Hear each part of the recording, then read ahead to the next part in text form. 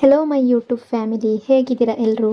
I hope ಎಲ್ಲರೂ ಚೆನ್ನಾಗಿದ್ದೀರಾ. ಅದೇ ರೀತಿ ನಿಮ್ಮ ಲೈಫ್ನಲ್ಲಿ ಪಾಸಿಟಿವ್ ಆಗಿ ಥಿಂಕ್ ಮಾಡ್ತಾ ಇದ್ದೀರಾ ಅಂತ ಅಂದ್ಕೊಂಡಿದ್ದೀನಿ. ಇವತ್ತಿನ ಈವ್ನಿಂಗ್ ರೀಡಿಂಗಲ್ಲಿ ಬ್ಯೂಟಿಫುಲ್ ಆಗಿರುವಂತಹ ಯಾವ ಎನರ್ಜಿ ಇದೆ ಅಂತ ನೋಡೋಣ.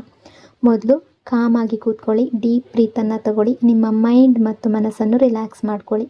ಈಗ ನಿಮ್ಮ ಪರ್ಸನ್ ಹೆಸರನ್ನು ಮನಸಾರೆ 3 ಬಾರಿ ನೆನಪಿಸ್ಕೊಳ್ಳಿ. ನಿಮ್ಮ ಪರ್ಸನ್ ಫೇಸನ್ನು ಇಮ್ಯಾಜಿನ್ ಮಾಡ್ಕೊಳ್ಳಿ. ಅವರು ಮತ್ತು ನೀವು ಒಟ್ಟಿಗೆ ಕಳೆದಿರುವ ಬ್ಯೂಟಿಫುಲ್ ಮೆಮೊರೀಸ್ನ ನೆನಪು ಮಾಡ್ಕೊಳ್ಳಿ. ಅದಕ್ಕೂ ಮೊದಲು ಈ ರೀಡಿಂಗ್ ನಿಮ್ಮವರೆಗೂ ತಲುಪಿದೆ ಅಂದರೆ ಯು ಆರ್ ಸೋ ಬ್ಲೆಸ್ಡ್. ಯೂನಿವರ್ಸ್ಗೆ ಗ್ರ್ಯಾಟಿಟ್ಯೂಡ್ ಹೇಳಿ, ಥ್ಯಾಂಕ್ ಯು ಯೂನಿವರ್ಸ್ ಅಂತ ಹೇಳಿ ನಿಮ್ಮ ಪರ್ಸನ್ ಎನರ್ಜಿಯನ್ನು ಫೀಲ್ ಮಾಡಿ. ಬ್ಯೂಟಿಫುಲ್ ಆಗಿರುವ ಎನರ್ಜಿ ಬಂದಾಗ ಅದನ್ನು ರಿಸೀವ್ ಮಾಡ್ಕೊಳ್ಳಿ. ಇದು ಜನರಲ್ ರೀಡಿಂಗ್ ಆಗಿರುತ್ತೆ. ಸೊ ಎಲ್ಲ ವಿಷಯಗಳು ಎಲ್ಲರಿಗೂ ಕೂಡ ಮ್ಯಾಚ್ ಆಗಬೇಕು ಅಂತ ಇಲ್ಲ. ನಿಮ್ಮ ಸಿಚುವೇಶನ್ಗೆ ಮ್ಯಾಚ್ ಆಗುವ ಎನರ್ಜಿ ಮಾತ್ರ ರಿಸೀವ್ ಮಾಡ್ಕೊಳ್ಳಿ. ಯಾವುದಾದ್ರೂ ಭಾಗ ನಿಮಗೆ ಮ್ಯಾಚ್ ಆಗಲಿಲ್ಲ ಅಂದರೆ ಅದನ್ನು ಫೋರ್ಸ್ ಆಗಿ ತಗೊಳ್ಬೇಡಿ.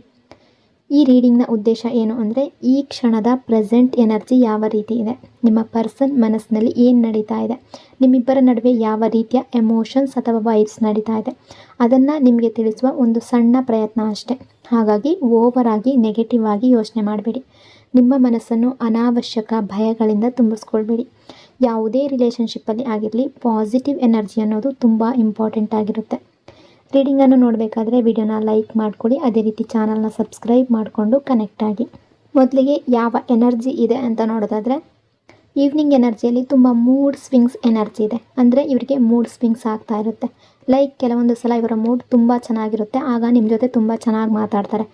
ಕೆಲವೊಂದು ಸಲ ನೀವು ಹೇಗೆ ಮಾತಾಡ್ತೀರಾ ಅಥವಾ ಹೇಗೆ ಟ್ರೀಟ್ ಮಾಡ್ತೀರಾ ಅನ್ನೋದರ ಮೇಲೆ ಕೂಡ ಡಿಪೆಂಡ್ ಆಗೋದಿಲ್ಲ. ಅವರ ಮೂಡ್ ಹೇಗಿದೆಯೋ ಅದರ ಪ್ರಕಾರ ಅವರು ನಿಮ್ಮನ್ನು ಟ್ರೀಟ್ ಮಾಡ್ತಾರೆ.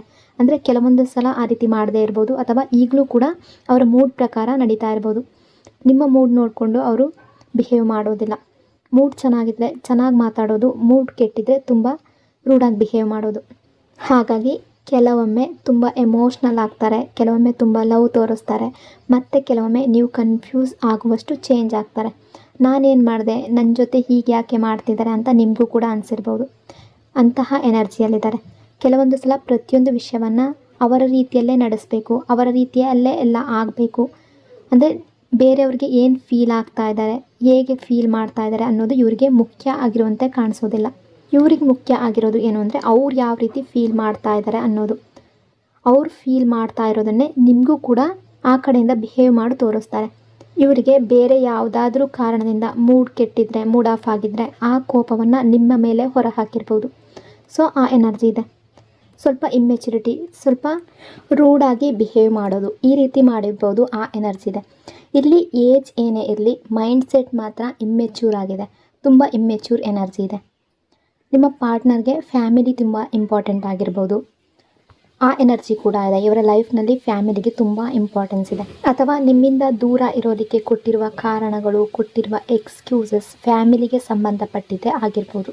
Family influence energy. ಹಾಗಾಗಿ ಒಂದು ವೇಳೆ ಫ್ಯಾಮಿಲಿ ನಿಮ್ಮಿಬ್ಬರ ಕನೆಕ್ಷನ್ನಲ್ಲಿ ಇನ್ವಾಲ್ವ್ ಆಗಿದ್ದರೆ, ಫ್ಯಾಮಿಲಿ ಹೇಗೆ ಹೇಳುತ್ತೋ ಹಾಗೆ ಇವರು ನಿಮ್ಮನ್ನು ಟ್ರೀಟ್ ಮಾಡ್ತಾ ಇರ್ಬೋದು. ಫ್ಯಾಮಿಲಿ ಒಳ್ಳೆಯದಾಗಿ ಟ್ರೀಟ್ ಮಾಡು ಅಂದರೆ ಒಳ್ಳೆಯದಾಗಿ ಟ್ರೀಟ್ ಮಾಡೋದು, ಬಿಡು ಅಂದರೆ ಬಿಡೋದು. ಆ ಎನರ್ಜಿ ಕೂಡ ಕೆಲವರ ಲೈಫ್ನಲ್ಲಿ ಇರ್ಬೋದು. ಫ್ಯಾಮಿಲಿ ಬಗ್ಗೆ ಇವರ ಮನಸ್ಸಿನಲ್ಲಿ ತುಂಬ ಸ್ಟ್ರಾಂಗ್ ಅಟ್ಯಾಚ್ಮೆಂಟ್ ಇದೆ, ಅಥವಾ ಸಾಫ್ಟ್ ಕಾರ್ನರ್ ಇದೆ, ಅಥವಾ ಅವರ ಮಾತು ಕೇಳುವ ಸ್ವಭಾವ ಇದೆ, ಅಥವಾ ರೆಸ್ಪಾನ್ಸಿಬಿಲಿಟಿ ಅನ್ನೋದು ಜಾಸ್ತಿ ಇರ್ಬೋದು. Toxic connection energy. ಈ ಕನೆಕ್ಷನನ್ನು ತುಂಬ ಟಾಕ್ಸಿಕ್ ಮಾಡಿರುವ ಎನರ್ಜಿ ಕೂಡ ಇದೆ. ಅಬ್ಯೂಸ್ ಮಾಡೋದು, ಅಬ್ಯೂಸಿವ್ ರೀತಿಯಲ್ಲಿ ಟ್ರೀಟ್ ಮಾಡೋದು, ರೂಡಾಗಿ ಬಿಹೇವ್ ಮಾಡೋದು, ಅಥವಾ ಇವರು ನಿಮಗೆ ಚೀಟ್ ಮಾಡಿರ್ಬೋದು, ಅಥವಾ ಈ ರಿಲೇಷನ್ಶಿಪ್ಪನ್ನು ಅವರದೇ ರೀತಿಯಲ್ಲಿ ನಡೆಸೋದಕ್ಕೆ ಪ್ರಯತ್ನ ಮಾಡಿದ್ದಾರೆ. ಯಾಕೆಂದರೆ ರಿಲೇಷನ್ಶಿಪ್ ಅಂದರೆ ಇಬ್ಬರದು ಕೂಡ, ಇಬ್ಬರು ಇನ್ವಾಲ್ವ್ ಆಗಿರ್ತಾರೆ, ಇಬ್ಬರ ಫೀಲಿಂಗ್ಸ್ಗೂ ವ್ಯಾಲ್ಯೂ ಇರಬೇಕು. ಆದರೆ ಇಲ್ಲಿ ಅವರ ರೂಲ್ಸ್ ಪ್ರಕಾರ ಮಾತ್ರ ರಿಲೇಷನ್ಶಿಪ್ ನಡೀಬೇಕು ಅನ್ನೋ ಎನರ್ಜಿಯಲ್ಲಿ ಇದ್ದರು. ಯಾವಾಗಲೂ ಅವರ ರೀತಿಯಲ್ಲಿ ನಡೆಸೋದಕ್ಕೆ ಪ್ರಯತ್ನ ಮಾಡಿರ್ಬೋದು. ಸೊ ಅವರ ಫ್ರೆಂಡ್ಸ್ಗಳ ಮುಂದೆ ಆಗಿರ್ಬೋದು, ಅಥವಾ ನಿಮ್ಮ ಫ್ರೆಂಡ್ಸ್ ಮುಂದೆ ಆಗಿರ್ಬೋದು, ಅಥವಾ ಫ್ಯಾಮಿಲಿಯ ಮುಂದೆ ಆಗಿರ್ಬೋದು, ಅಥವಾ ಬೇರೆ ಜನರ ಮುಂದೆ ಆಗಿರ್ಬೋದು, ನಿಮ್ಮನ್ನು ಕೆಲವೊಂದು ಸಲ ಇಗ್ನೋರ್ ಮಾಡಿರ್ಬೋದು, ತುಂಬ ತಪ್ಪಾಗಿ ಟ್ರೀಟ್ ಮಾಡಿರ್ಬೋದು, ಅಥವಾ ರೂಡಾಗಿ ಬಿಹೇವ್ ಮಾಡಿರ್ಬೋದು. ಸೊ ಆ ಎನರ್ಜಿ ಇದೆ. ಮತ್ತೊಂದು ವಿಷಯ ಅಂದರೆ, ನೀವು ಇವರ ತಪ್ಪುಗಳನ್ನು ಕವರ್ ಮಾಡ್ತಾ ಬಂದಿದ್ದೀರಾ. ಒಂದು ವೇಳೆ ಇವರು ನಿಮ್ಮ ಹತ್ರ ತುಂಬ ರೂಡಾಗಿ ಟ್ರೀಟ್ ಮಾಡಿದ್ರು ಕೂಡ, ನಿಮ್ಮ ಇಂಟ್ಯೂಷನ್ಗೆ ಅದು ಸರಿ ಇಲ್ಲ ಅನ್ನೋದು ಗೊತ್ತಿದ್ದರೂ ನೀವು ಅವರ ಪರವಾಗಿಯೇ ನಿಂತಿದ್ದೀರಾ. ಕೆಲವೊಮ್ಮೆ ನೀವೇ ಸಾರಿ ಕೂಡ ಕೇಳಿರ್ಬೋದು. ಇವರು ನಿಮ್ಮನ್ನು ಬಿಟ್ಟು ಹೋಗಬಾರ್ದು ಅಂತ, ಇವರನ್ನು ನೀವು ಕಳ್ಕೊಳ್ಬಾರ್ದು ಅಂತ ಎಲ್ಲವನ್ನ ಸಹಿಸ್ಕೊಂಡಿದ್ರಿ. ಒಂದು ವೇಳೆ ಇವರು ನಿಮ್ಮ ಪೇರೆಂಟ್ಸ್ ಮುಂದೆ ಅಥವಾ ನಿಮ್ಮ ಫ್ರೆಂಡ್ಸ್ ಮುಂದೆ ತುಂಬ ರೂಡಾಗಿ ಬಿಹೇವ್ ತೋರಿಸಿದ್ರು ಕೂಡ ಅದನ್ನು ಕೂಡ ನೀವು ಇಗ್ನೋರ್ ಮಾಡಿರಬಹುದು. ನಿಮ್ಮ ಫ್ರೆಂಡ್ಸ್, ನಿಮ್ಮ ಪೇರೆಂಟ್ಸ್ ನಿಮ್ಮನ್ನು ಎಚ್ಚರಿಸಿರ್ಬೋದು, ಈ ರಿಲೇಷನ್ಶಿಪ್ ಬೇಡ, ಈ ರಿಲೇಷನ್ಶಿಪ್ಪಿಂದ ಹೊರಗಡೆ ಬಾ, ಈ ರೀತಿ ಟ್ರೀಟ್ ಮಾಡುವ ವ್ಯಕ್ತಿ ಸರಿಯಾಗೋದಿಲ್ಲ ಅಂತ ಕೂಡ ಹೇಳಿರ್ಬೋದು. ಕೆಲವರ ರಿಲೇಷನ್ಶಿಪ್ಪಲ್ಲಿ, ಎಲ್ಲರ ರಿಲೇಷನ್ಶಿಪ್ಪಲ್ಲಿ ಅಲ್ಲ. ಆದರೂ ನೀವು ಇವರ ತಪ್ಪುಗಳನ್ನು ಕವರ್ ಮಾಡ್ತಲೇ ಬಂದ್ರಿ. ಇವತ್ತು ಮೂಡ್ ಸರಿ ಇಲ್ಲ, ಅದಕ್ಕೆ ಈ ರೀತಿ ಮಾತಾಡ್ತಾ ಇದ್ದಾರೆ, ಅವರು ಸಾಮಾನ್ಯವಾಗಿ ಈ ರೀತಿ ಇರೋದಿಲ್ಲ ಅಂತ ಎಕ್ಸ್ಪ್ಲೈನ್ ಮಾಡ್ತಾ ಬಂದಿದ್ದೀರಾ. ಹೀಗಾಗಿ ಅವರಿಗೆ ಹ್ಯಾಬಿಟ್ ಆಗಿಬಿಟ್ಟಿದೆ ನಿಮ್ಮನ್ನು ಆ ರೀತಿಯಾಗಿ ಟ್ರೀಟ್ ಮಾಡುವಂತಹ ಹ್ಯಾಬಿಟ್. ಬಟ್ ಇವರು ಯಾವುದೇ ರೀತಿ ಬಿಹೇವ್ ಮಾಡಿದ್ರೂ ಕೂಡ ಇವರ ಮನಸ್ಸಿನಲ್ಲಿ ಲವ್ ಅನ್ನೋದು ಇದೆ, ಆ ಪ್ರೀತಿ ಅನ್ನೋದು ಇಲ್ಲ ಅನ್ನೋ ಎನರ್ಜಿ ಇಲ್ಲ. ಬಟ್ ಇಲ್ಲಿ ಯಾವುದೋ ಒಂದು ಸಿಚುವೇಶನ್ ಕಾರಣದಿಂದ ನಿಮ್ಮನ್ನು ಇಗ್ನೋರ್ ಮಾಡ್ತಾ ಇರುವಂತಹ ಎನರ್ಜಿ, ಇಗ್ನೋರಿಂಗ್ ಡಿಸ್ಟೆನ್ಸ್ ಎನರ್ಜಿ ಇದೆ. ಈಗ ನೀವು ಫೀಲ್ ಮಾಡ್ತಾ ಇರೋದು ಏನಂದರೆ ಇವರಿಗೆ ಇಂಟ್ರೆಸ್ಟ್ ಇಲ್ಲ, ನಿಮ್ಮ ಜೊತೆ ಮಾತಾಡೋದಕ್ಕೆ ಆಸಕ್ತಿ ಇಲ್ಲ, ಅಥವಾ ರಿಲೇಷನ್ಶಿಪ್ಪಲ್ಲಿ ಇದ್ದಾಗಲೂ ಎಲ್ಲವನ್ನು ನೀವೇ ಕ್ಯಾರಿ ಮಾಡ್ತಾ ಇದ್ದೀರಿ, ಈ ಕನೆಕ್ಷನನ್ನು ನೀವೇ ನಡೆಸ್ತಾ ಇದ್ದೀರಿ, ಈ ರಿಲೇಷನ್ಶಿಪ್ಪನ್ನು ನೀವೇ ಮುಂದಕ್ಕೆ ತಗೊಂಡು ಹೋಗ್ತಾ ಇದ್ದೀರಿ, ಎಫರ್ಟ್ ಹಾಕ್ತಾ ಇದ್ದೀರಿ. ಇವರಿಂದ ಎಫರ್ಟ್ ಕಡಿಮೆ ಇತ್ತು ಅಂತಹ ಫೀಲ್ ನಿಮಗೂ ಕೂಡ ಇರ್ಬೋದು. ಜಗಳ, ಆರ್ಗ್ಯುಮೆಂಟ್ಸ್, ಕಾನ್ಫ್ಲಿಕ್ಟ್ಸ್ ತುಂಬ ನಡೆದಿರೋದಿದೆ. ಹಾಗಾಗಿ ನೀವು ತುಂಬ ಮನಸ್ಸಿಗೆ ಪೇಯ್ನ್ ಮಾಡ್ಕೊಂಡಿದ್ದೀರಾ, ತುಂಬ ನೋವು ಅನುಭವಿಸಿದ್ದೀರಾ, ತುಂಬ ಕಷ್ಟಪಟ್ಟಿದ್ದೀರಾ, ತುಂಬ ಮನಸ್ಸಿನಲ್ಲಿ ತುಂಬ ಹೇಳ್ಕೊಳ್ಳೋದಕ್ಕೆ ಆಗದೇ ಇರುವಂತಹ ಪೇಯ್ನ್ ಇದೆ. Responsibilities energy. ನಾನು ಮೊದಲೇ ಹೇಳಿದಂತೆ ಇವರು ನಿಮ್ಮ ಕಡೆಗೆ ಬರಬೇಕು ಅಂತ ಯೋಚನೆ ಮಾಡಿದ್ರು ಕೂಡ, ಈ ರಿಲೇಷನ್ಶಿಪ್ ಬಗ್ಗೆ ಯೋಚನೆ ಮಾಡಿದ್ರು ಕೂಡ ನಿಮಗೆ ಮಾತ್ರ ಇವರಿಗೆ ನನ್ನ ಮೇಲೆ ಲವ್ ಇರಲಿಲ್ಲ ಅನ್ನೋ ಫೀಲ್ ಬರ್ತಾ ಇರ್ಬೋದು. ಇವ್ರು ನನ್ನನ್ನು ಯಾವತ್ತಿಗೂ ನಿಜವಾಗ್ಲೂ ಪ್ರೀತಿ ಮಾಡಲಿಲ್ಲ, ನನ್ನ ಫೀಲಿಂಗ್ಸ್ಗೆ ವ್ಯಾಲ್ಯೂ ಕೊಡಲಿಲ್ಲ ಅಂತ ನಿಮಗೆ ಅನಿಸಿರ್ಬೋದು. ಆದರೆ ಎನರ್ಜಿ ಪ್ರಕಾರ ಫ್ಯಾಮಿಲಿ, ರೆಸ್ಪಾನ್ಸಿಬಿಲಿಟೀಸ್ ಮತ್ತು ಕೆಲವು ಸಿಚುವೇಶನ್ ಇದೆಲ್ಲವೂ ಸೇರಿ ನಿಮ್ಮ ರಿಲೇಷನ್ಶಿಪ್ಗೆ ಒಂದು ಚೈನ್ಸ್ ಹಾಕಿರೋ ರೀತಿ ಕಾಣ್ತಾ ಇದೆ. ಕೆಲವು ವಿಷಯಗಳ ಕಾರಣದಿಂದ ಇವರು ಫ್ಯಾಮಿಲಿ ಹೇಳಿರುವ ರೀತಿ ನಡೀಬೇಕಾದಂಥ ಪರಿಸ್ಥಿತಿಯಲ್ಲಿದ್ದಾರೆ. ನೀವು ಬಯಸಿದಂತೆ ಪ್ರೀತಿಯನ್ನು ತೋರಿಸ್ತಾ ಇಲ್ಲ, ಎಮೋಷನ್ಸನ್ನು ತೋರಿಸ್ತಾ ಇಲ್ಲ. ಆದರೆ ಒಂದು ವಿಷಯ ಏನು ಅಂದರೆ, ನಿಮ್ಮಿಂದ ದೂರ ಇದ್ದು ಕೂಡ ಇವರು ತುಂಬ ಸ್ಯಾಡ್ ಎನರ್ಜಿಯಲ್ಲಿದ್ದಾರೆ, ತುಂಬ ಲೋ ಫೀಲ್ ಮಾಡ್ತಾ ಇದ್ದಾರೆ, ತುಂಬ ಸ್ಯಾಡ್ ಆಗಿದ್ದಾರೆ. ಒಂದು ವೇಳೆ ನಿಮಗೆ ಅವರು ಬೇರೆ ಯಾರೊಂದಿಗಾದರೂ ಫ್ಯಾಮಿಲಿ ಜೊತೆ ಆಗಿರ್ಬೋದು, ಫ್ರೆಂಡ್ಸ್ ಜೊತೆ ಆಗಿರ್ಬೋದು ಹ್ಯಾಪಿಯಾಗಿದ್ದಾರೆ, ಲೈಫ್ ಎಂಜಾಯ್ ಮಾಡ್ತಾ ಇದ್ದಾರೆ, ಅವರಿಗೆ ಯಾವುದೇ ಪ್ರಾಬ್ಲಮ್ ಇಲ್ಲ ಅಂತ ಅನಿಸಿದ್ರೆ ಹೊರಗಡೆ ಕಾಣಿಸೋದೇ ಸತ್ಯ ಅಂತ ಹೇಳೋದಕ್ಕೆ ಆಗೋದಿಲ್ಲ. ಒಬ್ಬ ವ್ಯಕ್ತಿಯನ್ನು ಹೊರಗಿನ ಅಪಿಯರೆನ್ಸ್ ನೋಡಿ ಜಡ್ಜ್ ಮಾಡಬಾರ್ದು. ಸೋಷಿಯಲ್ ಮೀಡಿಯಾನಲ್ಲಿ ಫೋಟೋ ಹಾಕ್ತಾ ಇರ್ಬೋದು, ಸ್ಮೈಲ್ ಮಾಡ್ತಾ ಇರ್ಬೋದು, ಹ್ಯಾಪಿ ಆಗಿರುವ ರೀತಿ ಕಾಣಿಸ್ತಾ ಇರ್ಬೋದು, ಎಲ್ಲವೂ ಪರ್ಫೆಕ್ಟ್ ಅಂತ ಅನ್ನಿಸ್ತಾ ಇರ್ಬೋದು. ಆದರೆ ರಿಯಾಲಿಟಿ ಕೂಡ ಬೇರೆ ಆಗಿರ್ಬೋದು. ಬಹಳ ಜನರ ಲೈಫ್ನಲ್ಲಿ ಕೂಡ ಹೀಗೆ ಆಗುತ್ತೆ. ಹೊರಗಿನಿಂದ ಪರ್ಫೆಕ್ಟ್ ಕಪಲ್ ಅಂತ ಅನ್ನಿಸ್ತಾರೆ, ಆದರೆ ನಂತರ ಬ್ರೇಕಪ್ ಆಗಿರುತ್ತೆ ಅಥವಾ ಸೆಪ್ರೇಷನ್ ಅನ್ನೋದು ಆಗಿರುತ್ತೆ. ಆಗ ಜನರಿಗೆ ಶಾಕ್ ಆಗುತ್ತೆ, ಯಾಕೆಂದರೆ ಹೊರಗಿನಿಂದ ನೋಡಿದಾಗ ಎಲ್ಲವೂ ಚೆನ್ನಾಗೇ ಕಾಣಿಸ್ತಾ ಇತ್ತು. ಅದೇ ರೀತಿಯಲ್ಲಿ ಇಲ್ಲಿ ಕೂಡ ಹೊರಗಡೆ ಕಾಣಿಸೋದನ್ನು ಮಾತ್ರ ನಂಬೋದಕ್ಕೆ ಆಗೋದಿಲ್ಲ. ಯಾಕೆಂದರೆ ಇಲ್ಲಿ ಕಾಣಿಸ್ತಾ ಇರುವ ಎನರ್ಜಿ ಪ್ರಕಾರ ಇವರು ಮನಸ್ಸಿನ ಒಳಗಿನಿಂದ ಸ್ಯಾಡ್ ಆಗಿದ್ದಾರೆ, ತುಂಬ ಚಿಂತೆ ಮಾಡ್ತಾ ಇದ್ದಾರೆ, ಒಂದು ಬೌಂಡ್ರೀಸ್ ಹಾಕ್ಕೊಂಡಿದ್ದಾರೆ, ರೆಸ್ಟ್ರಿಕ್ಷನ್ ಇದೆ, ನಿಮ್ಮನ್ನು ನೆನಪಿಸ್ಕೊಳ್ತಾರೆ, ನಿಮ್ಮ ಜೊತೆ ಕನೆಕ್ಟ್ ಆಗಬೇಕು ಅಂತ ಅನ್ನಿಸ್ತಾ ಇದೆ, ಕಮ್ಯುನಿಕೇಷನ್ ಮಾಡಬೇಕು ಅಂತ ಅನ್ನಿಸ್ತಾ ಇದೆ. ಆದರೆ ಯಾವುದೋ ರೆಸ್ಪಾನ್ಸಿಬಿಲಿಟಿ ಅಥವಾ ಫ್ಯಾಮಿಲಿಯ ಸಿಚುವೇಶನ್ ಇವರನ್ನು ತಡೆದು ನಿಲ್ಲಿಸ್ತಾ ಇದೆ. Missing, loneliness energy. ಇವರು ತುಂಬ ಲೋನ್ಲಿ ಫೀಲ್ ಮಾಡ್ತಾ ಇದ್ದಾರೆ, ತುಂಬ ಎಮೋಷ್ನಲ್ ಆಗಿದ್ದಾರೆ, ತುಂಬ ಸ್ಯಾಡ್ ಆಗಿದ್ದಾರೆ. ಒಂದು ವೇಳೆ ನಿಮಗೆ ಅವರು ಈಗ ಹೊರಗಡೆ ಸಿಚುವೇಶನಲ್ಲಿ ಸಿಕ್ಕಾಕೊಂಡಿದ್ದಾರೆ, ಅವರು ಫ್ರೆಂಡ್ಸ್ ಜೊತೆ ಇದ್ದಾರೆ ಅಥವಾ ಫ್ಯಾಮಿಲಿ ಜೊತೆ ಇದ್ದಾರೆ, ಲೋನ್ಲಿನೆಸ್ ಅನ್ನೋದು ಜನರ ಮಧ್ಯದಲ್ಲಿ ಇದ್ದರೂ ಕೂಡ ಇರಬಹುದು. ಇಲ್ಲಿ ಯಾವುದೋ ಒಂದು ಸಿಚುವೇಶನ್, ಥರ್ಡ್ ಪಾರ್ಟಿ ಸಿಚುವೇಶನ್ ಆಗಿರ್ಬೋದು, ಅಥವಾ ಫ್ಯಾಮಿಲಿ ರೆಸ್ಪಾನ್ಸಿಬಿಲಿಟಿ ಆಗಿರ್ಬೋದು, ಯಾವುದೋ ಒಂದು ಸಿಚುವೇಶನ್ ಅನ್ನೋದು ಅಡ್ಡ ಇರ್ಬೋದು. ಒಬ್ಬ ವ್ಯಕ್ತಿ ಯಾರೊಂದಿಗೆ ಇದ್ದರೂ ಕೂಡ ಲೋನ್ಲಿ ಫೀಲ್ ಮಾಡ್ತಿದ್ರೆ ಅಲ್ಲಿ ನಿಜವಾದ ಲವ್ ಎಷ್ಟಿರುತ್ತೆ, ಅಲ್ಲಿ ಎಮೋಷನ್ಸ್ ಎಷ್ಟಿರುತ್ತೆ, ಅಲ್ಲಿ ಹ್ಯಾಪಿನೆಸ್ ಎಷ್ಟಿರುತ್ತೆ, ಇದು ಯೋಚನೆ ಮಾಡಬೇಕಾದ ವಿಷಯ. ಸೊ ಅದೇ ಎನರ್ಜಿ ಇದೆ. ತುಂಬ ಎಮೋಷ್ನಲ್ ಆಗಿದ್ದಾರೆ, ತುಂಬ ಯೋಚನೆ ಮಾಡ್ತಾ ಇದ್ದಾರೆ. ಒಂದು ಟೈಮ್ನಲ್ಲಿ ನೀವು ಅವರಿಗೆ ತುಂಬ ಪ್ರೀತಿ ಕೊಟ್ಟಿದ್ದೀರಿ, ತುಂಬ ಕೇರ್ ಕೊಟ್ಟಿದ್ದೀರಾ, ತುಂಬ ಎಫರ್ಟ್ಸ್ ಹಾಕಿದ್ದೀರಾ. ಆದರೆ ಆಗ ಅದರ ವ್ಯಾಲ್ಯೂ ಅವ್ರಿಗೆ ಗೊತ್ತಾಗಲಿಲ್ಲ. ತುಂಬ ಸಲ ಹಾಗೆ ಆಗುತ್ತೆ, ಯಾವುದೋ ಒಂದು ವಿಷಯ ನಮ್ಮ ಹತ್ರ ಬಂದಾಗ ಅದರ ವ್ಯಾಲ್ಯೂ ಗೊತ್ತಾಗೋದಿಲ್ಲ, ಅದು ದೂರ ಆದಾಗ ಅಥವಾ ಕಳ್ಕೊಂಡಾಗ ಅದರ ಇಂಪಾರ್ಟೆನ್ಸ್ ಅನ್ನೋದು ಅರ್ಥ ಆಗುತ್ತೆ. ಅದೇ ಎನರ್ಜಿ ಇಲ್ಲಿದೆ. ನೀವು ಕೊಟ್ಟ ಲವ್, ನೀವು ಕೊಟ್ಟ ಕೇರ್, ನೀವು ಕೊಟ್ಟ ಫೀಲಿಂಗ್ಸ್ ಅದಕ್ಕೆ ವ್ಯಾಲ್ಯೂ ಕೊಡಲಿಲ್ಲ, ನಿಮ್ಮ ಎಮೋಷನ್ಸ್ ಅರ್ಥ ಮಾಡ್ಕೊಳ್ಳಿಲ್ಲ, ನಿಮ್ಮ ಫೀಲಿಂಗ್ಸ್ ಅರ್ಥ ಮಾಡ್ಕೊಳ್ಳಿಲ್ಲ, ಈ ರಿಲೇಷನ್ಶಿಪ್ಗಾಗಿ ಏನೂ ಮಾಡಲಿಲ್ಲ. ಆದರೆ ಈಗ ಕೆಲವೊಮ್ಮೆ ಒಬ್ಬರೇ ಕೂತ್ಕೊಂಡು ಅದನ್ನೆಲ್ಲ ಯೋಚನೆ ಮಾಡ್ತಾ ಇದ್ದಾರೆ. ನೀವು ಏನು ಕೊಟ್ರಿ, ಅದರ ವ್ಯಾಲ್ಯೂ ಏನು, ಅದು ಅವ್ರಿಗೆ ಅರ್ಥ ಆಗ್ತಾ ಇದೆ. Trapped energy. ಇವ್ರಿಗೆ ಏನೋ ಚೈನ್ಸ್ ಹಾಕ್ತಾ ಇರೋ ರೀತಿ ಫೀಲ್ ಆಗ್ತಾ ಇದೆ, ಏನೋ ಸಿಚುವೇಶನಲ್ಲಿ ಸಿಕ್ಕಾಕೊಂಡಿರೋ ರೀತಿ ಕಾಣಿಸ್ತಾ ಇದೆ. ಒಂದು ವೇಳೆ ನಿಮಗೆ ಅಷ್ಟು ಲವ್ ಇದ್ದರೆ ಬರ್ತಾ ಇಲ್ಲ ಯಾಕೆ, ಕಾಂಟ್ಯಾಕ್ಟ್ ಮಾಡ್ತಾ ಇಲ್ಲ ಯಾಕೆ, ಅಷ್ಟು ಮಿಸ್ಸಿಂಗ್ ಇದ್ದರೆ ಆ್ಯಕ್ಷನ್ ತಗೊಳ್ತಾ ಇಲ್ಲ ಯಾಕೆ ಅಂತ ಪ್ರಶ್ನೆ ಕೂಡ ಬರ್ಬೋದು. ಆದರೆ ಎನರ್ಜಿ ಪ್ರಕಾರ ಏನೋ ಒಂದು ಸಿಚುವೇಶನ್ ಇವರನ್ನು ಹಿಡ್ಕೊಂಡಿದೆ, ಏನೋ ಒಂದು ರಿಸ್ಟ್ರಿಕ್ಷನ್ ಇದೆ, ಏನೋ ಒಂದು ಬ್ಲಾಕೇಜ್ ಇದೆ. ಕೆಲವೊಮ್ಮೆ ಜನರು ಅವರ ಪೇಯ್ನ್ಗೆ ಕೂಡ ಹ್ಯಾಬಿಟ್ ಆಗಿಬಿಡ್ತಾರೆ, ಪ್ರಾಬ್ಲಮ್ಸ್ಗೆ ಹ್ಯಾಬಿಟ್ ಆಗಿಬಿಡ್ತಾರೆ, ಅನ್ಹ್ಯಾಪಿ ಸಿಚುವೇಶನ್ಗೆ ಹೊಂದ್ಕೊಂಡು ಬಿಡ್ತಾರೆ.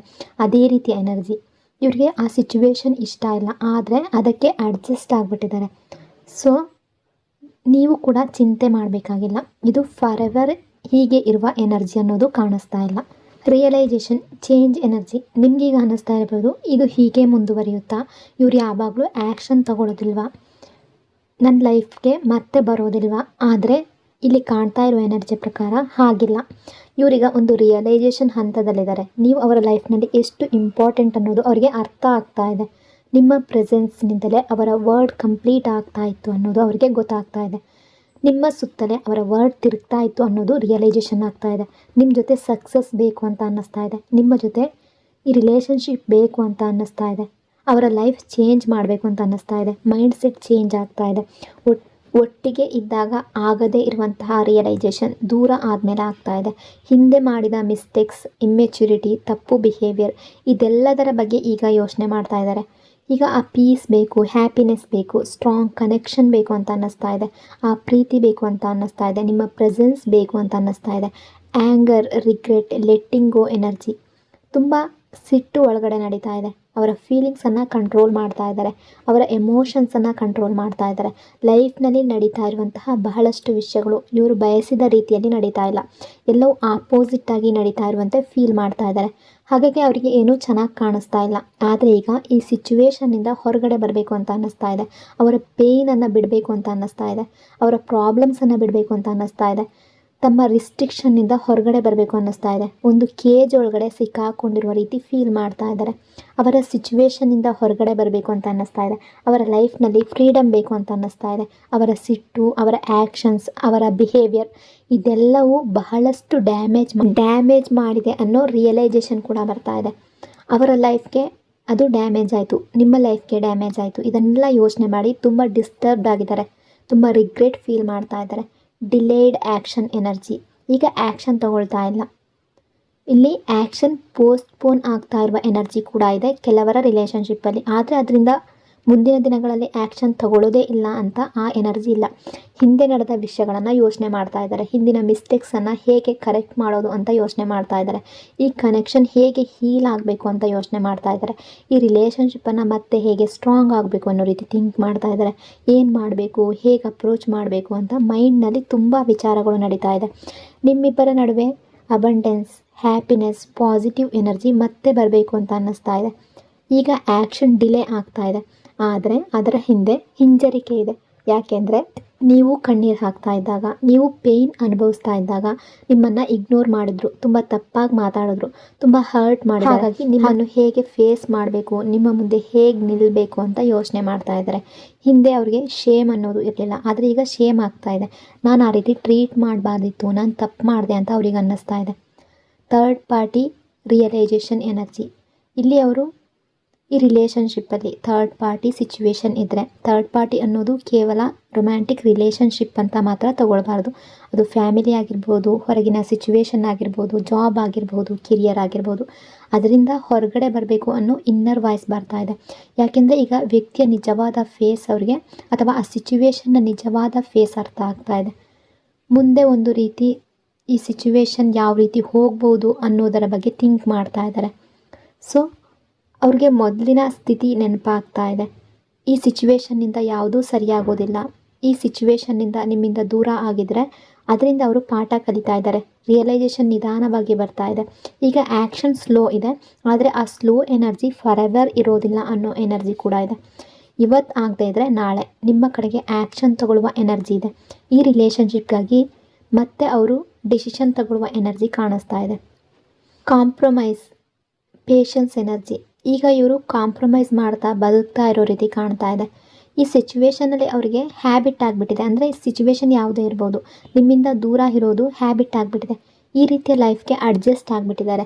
ಆದರೆ ಇದರ ಅರ್ಥ ಅವರು ಹೀಗೆ ಇರೋದಕ್ಕೆ ಬಯಸ್ತಾರೆ ಅನ್ನೋದಲ್ಲ. ಆ ಎನರ್ಜಿ ಕೂಡ ಇಲ್ಲ. ಇವರಿಗೆ ಈ ಸಿಚುವೇಶನ್ ಇಷ್ಟ ಇಲ್ಲ, ಆದರೆ ಅದರಲ್ಲಿ ಬದುಕುವ ಹ್ಯಾಬಿಟ್ ಆಗಿಬಿಟ್ಟಿದೆ. ಆದರೂ ಒಂದು ವಿಷಯ, ಎನರ್ಜಿ ಯಾವ ರೀತಿ ಇದೆ ಅಂದರೆ ಇವರಿಗೆ ಹ್ಯಾಪಿ ಬೇಕು, ಹ್ಯಾಪಿ ಆಗಿರಬೇಕು ಅಂತ ಅನ್ನಿಸ್ತಾ ಇದೆ. ಆ ಹ್ಯಾಪಿನೆಸ್ ನಿಮ್ಮಲ್ಲಿದೆ, ನಿಮ್ಮ ಪ್ರೆಸೆನ್ಸ್ಗೆ ಸಂಬಂಧಿಸಿದೆ. ಇಲ್ಲಿ ತುಂಬ ಪೇಷನ್ಸ್ ಇಟ್ಟಿರುವ ಎನರ್ಜಿ ಕಾಣಿಸ್ತಾ ಇದೆ. ತುಂಬ ಟೈಮ್ನಿಂದ ಪೇಷನ್ಸ್ ಇಟ್ಕೊಂಡಿದ್ದಾರೆ. ಇವತ್ತಲ್ಲ ಅಂದರೆ ನಾಳೆ ಸರಿಯಾಗುತ್ತೆ ಅಂತ ಅವರನ್ನು ಅವರು ಸಮಾಧಾನ ಮಾಡ್ಕೊಳ್ತಾ ಇದ್ದಾರೆ.